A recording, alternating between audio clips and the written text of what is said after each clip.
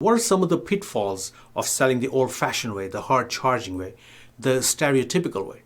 Well, one of the things that happens is that when we sell the traditional way, our potential clients, our prospects or prospective clients, they see us as pushy salespeople. Now, we may not be that pushy salesperson at our core, but when we exhibit some of the behaviors that a pushy salesperson does, they tend to equate us, subconsciously speaking, with some of the salespeople that they've had to deal with in the past.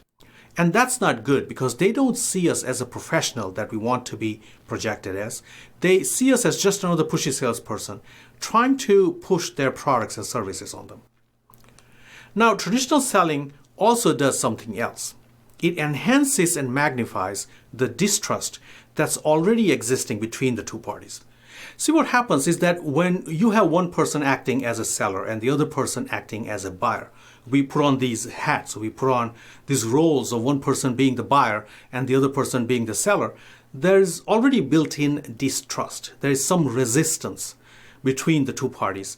And there is quite a bit of stress. One person is trying to push something on the other person and the other person is trying to just kind of push it back. And that's not a very good way of having a conversation, having a dialogue. So when we begin to do some of the behaviors that traditional salespeople do, that prospects have already seen them do in the past, that further magnifies that distrust and just enhances it.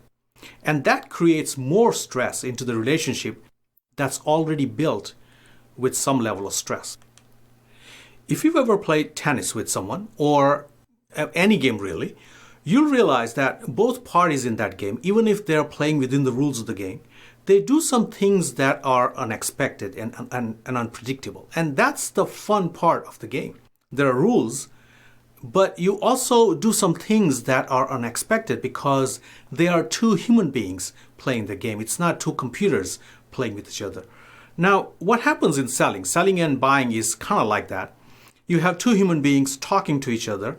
One person is saying something, the other person is responding to that, and you're having a good dialogue, right?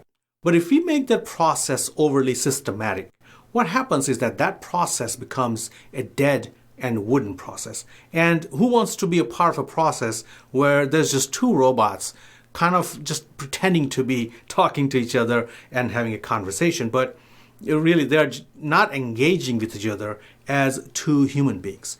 This is what we have done with the traditional training in sales industry. You know, we've systematized everything. There are steps and there is process and all of these things. What that does is that it takes the soul out of the conversation about buying and selling. Now, I'm not saying that there is no need or there is no place for system in selling. What I'm saying is that we make this process or this conversation, this dialogue, this dynamic thing that should be happening between two people into something that's overly scripted and overly systematic. And that just doesn't play well.